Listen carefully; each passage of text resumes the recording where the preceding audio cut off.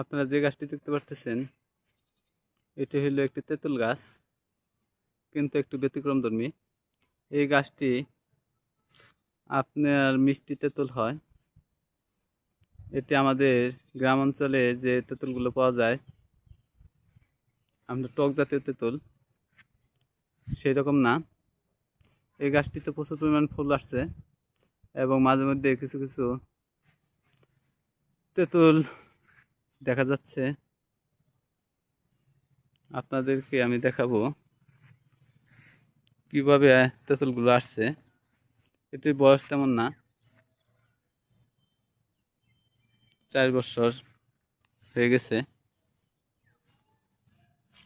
এটি জোপরালো হয়ে গেছে,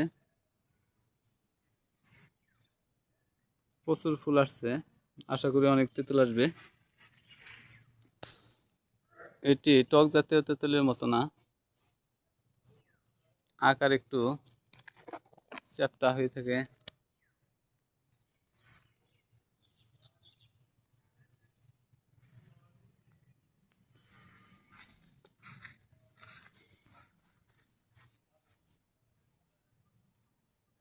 এটি বিশেষ বৈশিষ্ট্য হলো এই গাছের তেঁতুলগুলো মিষ্টি, একটু ভিন্ন আকৃতির।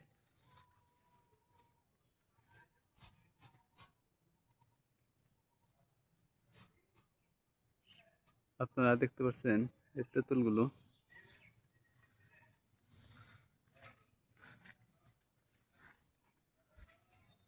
এইখানে বেশ কয়েকটি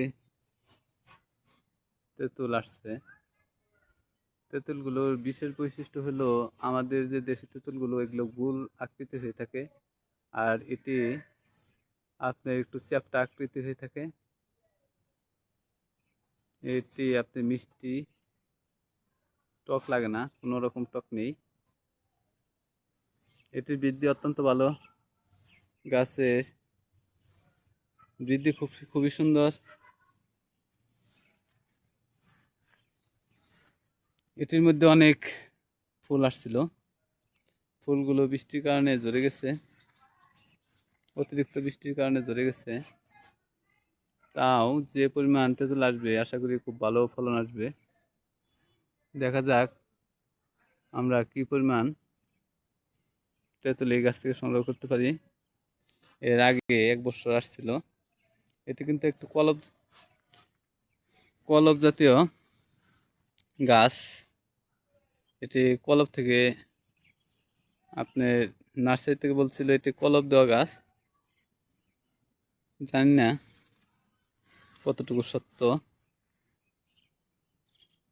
যাই হোক, তেঁতুল হলেই হলো। তেঁতুল এটির মধ্যে কিছু কিছু তেঁতুল মনে হয় বেশ বড় হয়ে গেছে, আবার কিছু কিছু তেঁতুল মনে হয় কেবলমাত্র আসবে। আচ্ছা, ঠিক আছে, এই বছরে একটু বেশি তেঁতুল দেখা যাচ্ছে। আচ্ছা, আপনাদেরকে অনেক অনেক ধন্যবাদ।